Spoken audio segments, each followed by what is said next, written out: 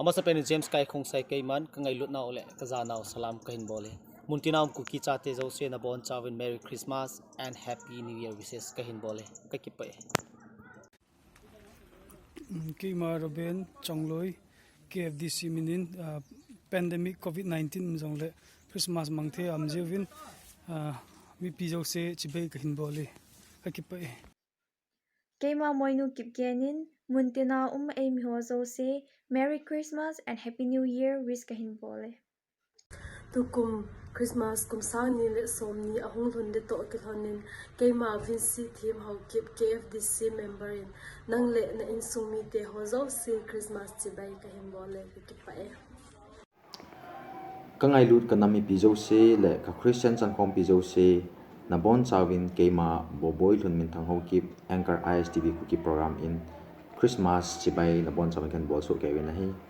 Christmas ong thin ding to kilhonin ibon chawin ilung sung ko hong hitin pakai Jesu Krista hong painting lem ding sademin ilung sung ko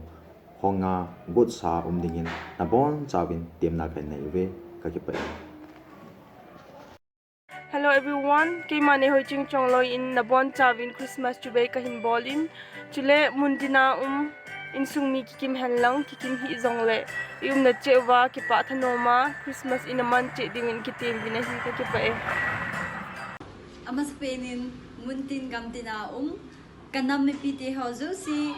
keima sila how kip Kuki actress KFDC in Christmas chibay kahin bolowe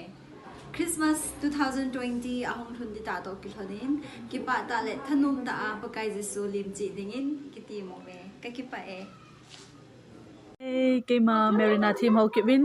kum ki para ina ngalal jingu pakai len pin li ko chung thong ding hi ta jin mi pi ho zo si adi ai chi channel YouTube channel na bi ho zo si na bon chawin Christmas chibai le kum tha chibai ka hin bole chiki zong le na in sung chi wa chamna le lungmon na in nom pi jing ta hen ka ki pa nilha pha muntina kazat kanam mi pite hozo se nabon chawin advance happy merry Christmas tu nini khwa hi munchom choma KFDC Kuki Film Development Corporation actor actress shooting le director ho hin kachang chang chi wa hi Christmas sibai kahin bol na hiwin tu chung hi COVID-19 ji in Christmas hi manglo di tabangin ani ke seitan hi jong le pathin nung se nin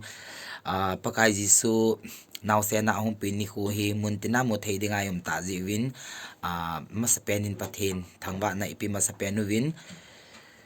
hiji chun kaza kanami pite hozo se muntina yum na chewa Christmas hi ke pa thanom te in anamang khom su keutin hiji to kelhonin in sunga ke panile chamne lungmun na ibon che kei chungwa iza dinam sungwa samnale lungmun in vai hin homantin keima KFDC na president hin in kazat kanam mi pite hozo se Merry Christmas chibai kahin boluwe na bon che kei chungwa ka kipai